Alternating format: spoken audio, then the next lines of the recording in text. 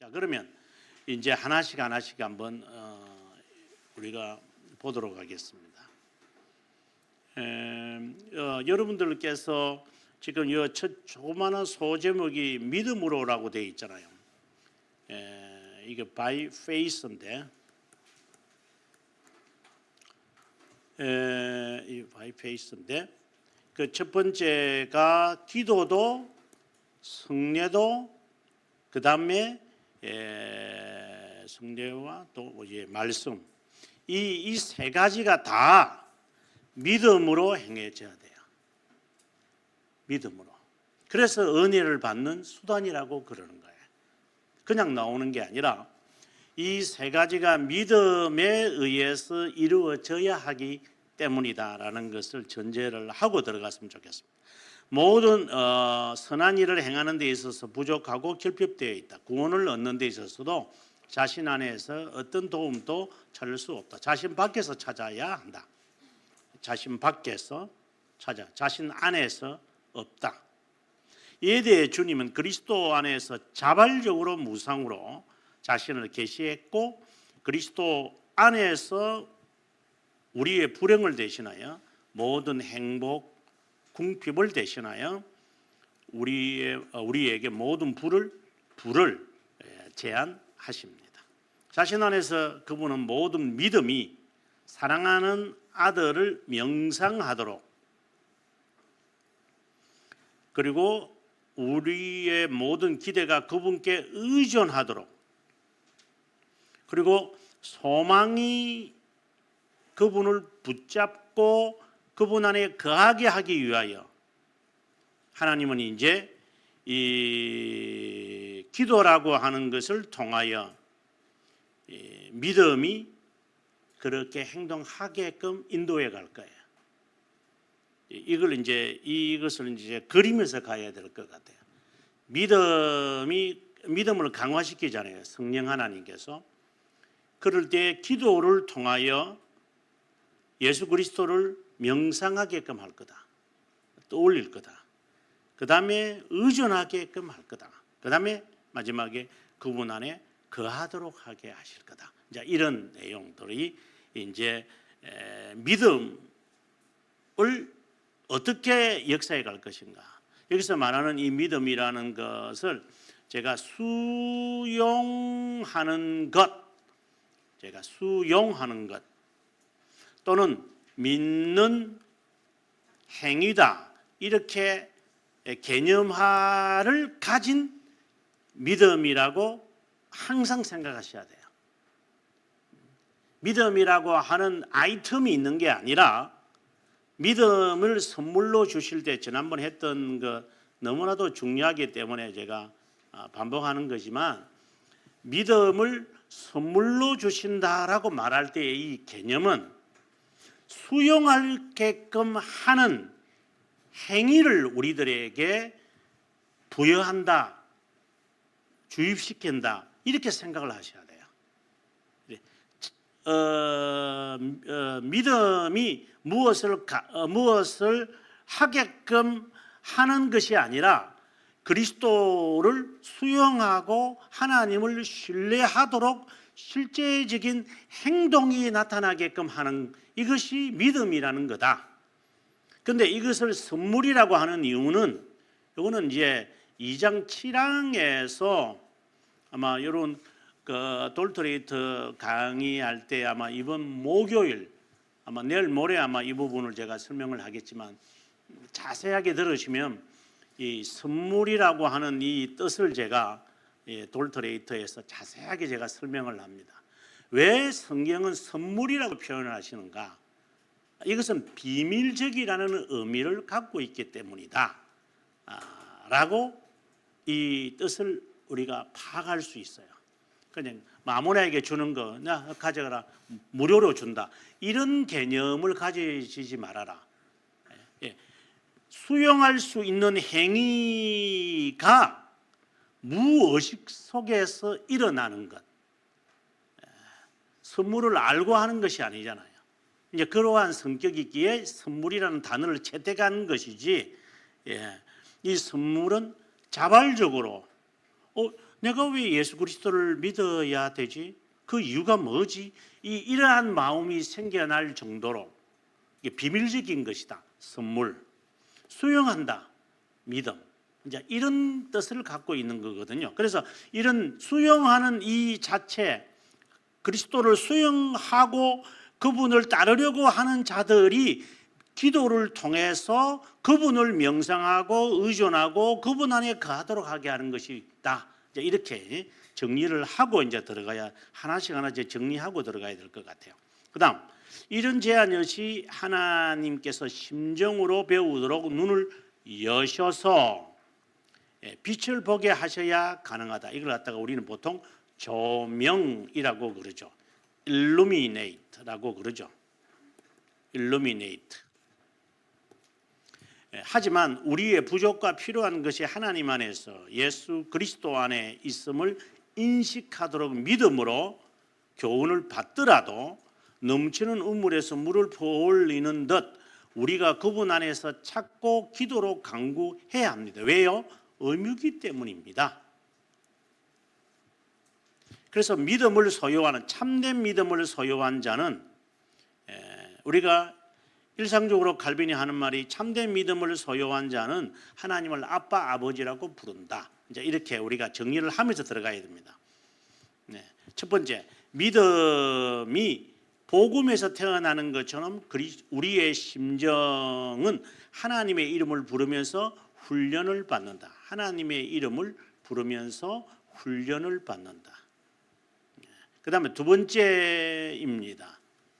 이제 믿음을 소유한 자. 두 번째에 우리의 심정에 복음의 증거로 인치는 양자의 영이 하나님께 바라는 것을 나타내게 하고 말할 수 없는 탄식을 갖게 하고 아빠 아버지께 확실히 부르짖게 한다.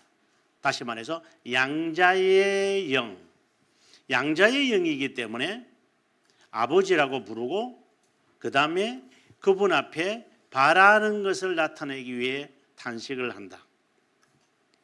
그러니까 내가 기도 생활을 하지 않는 것은 우리가 스스로 점검해야 돼요. 내가 양자됨의 은혜가 내가 있는가? 내가 하나님의 자녀냐라고 하는 것에 희박하거나 심의에 있다라고 하는 증거고, 하나님의 자녀라고 하는 것이 희박하다는 것은 무엇을 지금 또 결핍되어 있느냐면 바로 죄 용서라고 하는 이 개념이 좀 점검해 봐야 돼요. 다른 말로 한다면 칭의에 대한 이 개념이 희미해 있기에 이 기도 생활이 약한 거예요. 그러면 죄 용서에 대한 이 확신과 이것에 대한 분명한 자세가 없다라고 하는 것은 어디에서부터 이것이 나오느냐 하면은 내가 복음에 관하여 과연 내가 복음의 진리를 말합니다. 그것에 얼마나 내가 깨닫고 있느냐, 배고파하고 그것에 대해서 갈급해 하느냐, 이 복음에서 따라 이것이 그 다음에 하나님의 자녀임이 그 다음에 나오는 게 기도예요. 기도와 함께 계속해서 나타나는 현상들이 우리가 회개잖아요.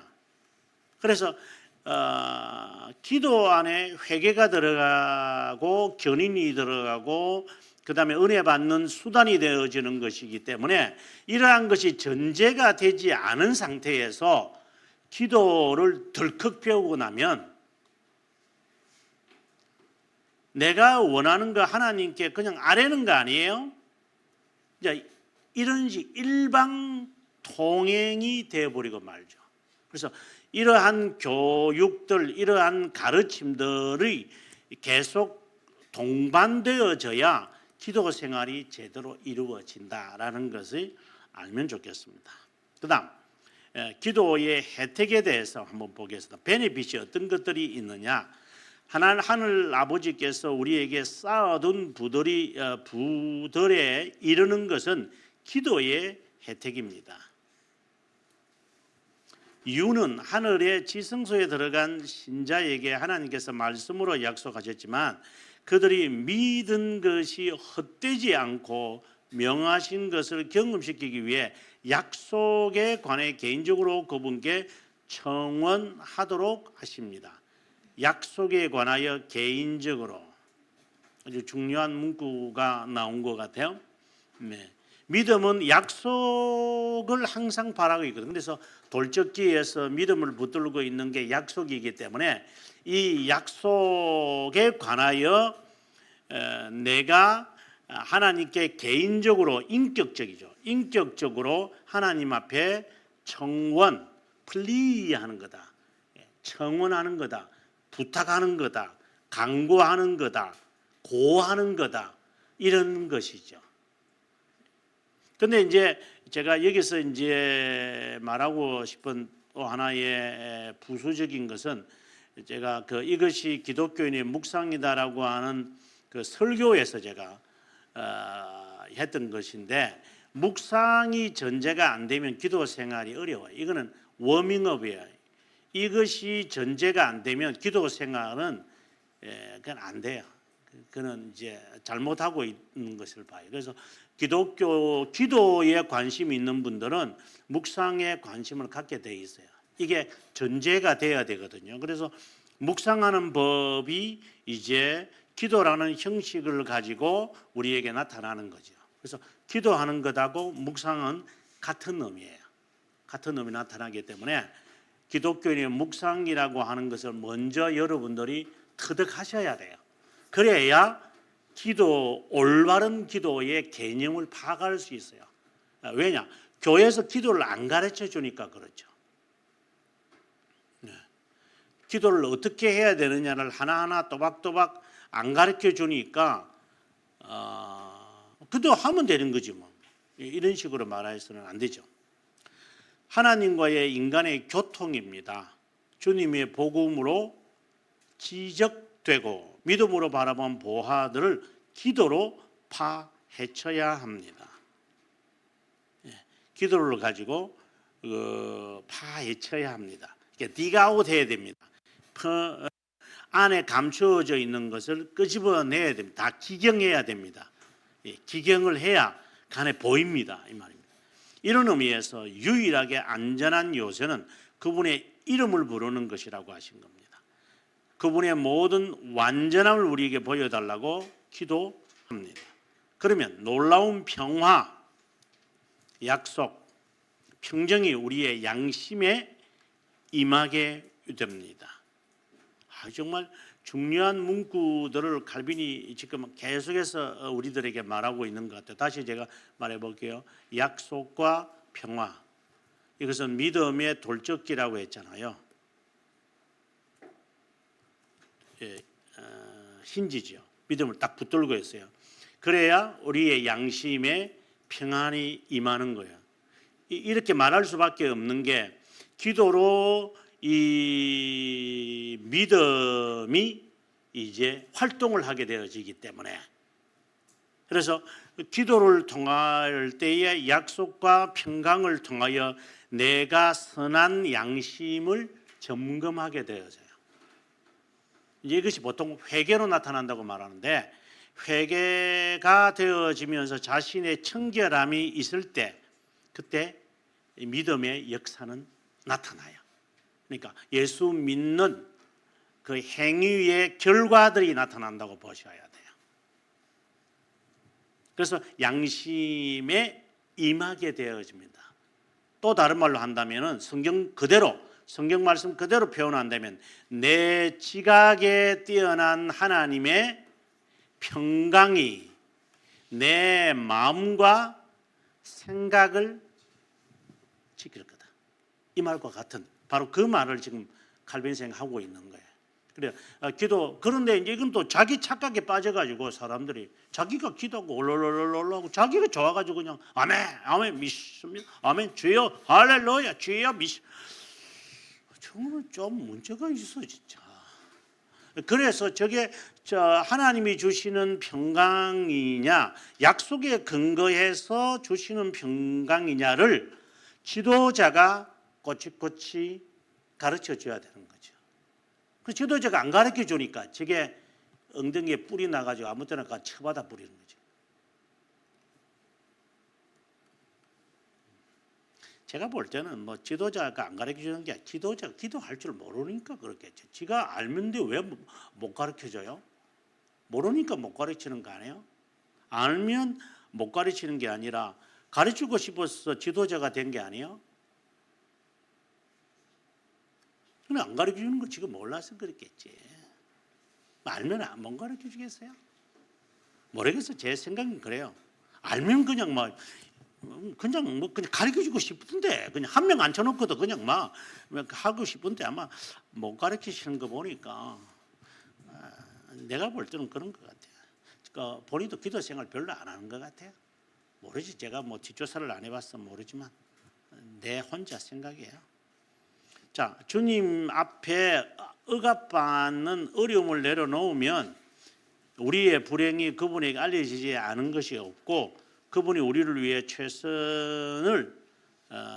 최선의 것을 마련할 수 있고, 이 말이 좀 이상하네. 또 마련하실 것이라는 확신으로 우리는 완전히 만족하게 된다. 그럼 자연스럽게 평강이 임하는 거겠죠. 그 다음에 사망으로 갑시다. 왜 기도해야 될 이유가 뭐냐? 전지하시기 때문에 우리에게 무엇이 필요한지 아시고 강구로 그분의 뜻이 변하지 않음에도 불구하고 기도해야 될 이유가 뭐냐? 이 분명한 것입니다. 우리를 위한 것이지 그분을 위한 게 아니다. 우리의 심정이 그분을 추구하고 사랑하고 섬기는 열정적인 의혹으로 불타기 위해 신성한 닭과 같은 그분에게로 필요할 때마다 피하기 위함이다.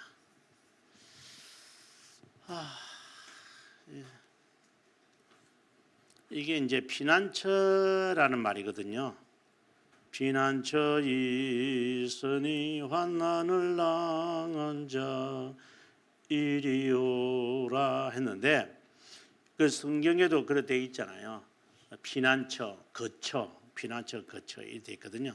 여러분 이 거처와 피난처라는 말은 히브리어 말은 이게 dwelling이라는 말입니다. 내주함을 말합니다. 그래서 그분에게 필요할 때마다 피하기 위한다. 이 말은 그분이 내 안에 내주에 있음을 내가 확인하는 순간이에요. 내주함이라는 이 히브리어 말인데 그것을 이제 우리의 말로 이제 어역이 되면 이게 피난처, refuge 또는 거하는 정자와 같은 이렇게 표현이 되는 거지. 실제로는 거하는 거예요. 그다음에 두 번째, 그분 앞에 우리가 바라는 모든 것을 내려놓는 법을 배우고 우리의 모든 심정을 쏟아놓는 법을 배우면서 그분을 정인으로 삼는 것을 부끄러워하는 어떤 의욕과 바람이 우리 심정에 들어오지 못하도록 해야 한다. 내려놓는 법을 배우고 그분을 정인으로 삼는. 정말 그분을 정인으로. 그래서 다른 것이 나의 정인으로 삼지 않게 할 거다. 저는 이 부분을 읽으면서 진짜 당신은 기도를 아시는군요 생각이 들어요. 기도를 알지 못하면 이 말을 못하게 돼 있어요. 그분을 정인으로 삼고 어느 누구가 나의 정인이 되게 허락하지 않을 거라고 주님만이 저의 방패심. 하나님 감사합니다. 이제 이 고백이 자연스러워야 돼요. 그래서 내려놓는 법을 배우면 자연스럽게. 안 내려놓으면 이거 못해요. 이거 정인이 안 돼요. 주님이 정인이 안 돼요. 안 내려놨으니까 주님이 무슨 정인인지 오인인지 어떻게 알아요 제가요. 내려놓아 본 적이 없는데. 그러니까 다른 것들로 다 정인으로 삼았잖아요. 이 권위와 권력과 인력과 체력과 세력이 나의 정인인데 이걸 내려놓아 본 적이 있나 안 돼, 이런 걸. 근데 주님이 나에게 정인이 될 리가 없죠. 내 꿈도 내려놔야 되고, 내 성격도 내려놔야 되고, 내 성질도 안 내려놓은 게 수두룩 무슨 주님을 정인으로 삼아요. 그래 놓고 그대로 놔둔 채 주님 또 하나 그냥 얹으시죠. 주님 그냥 우리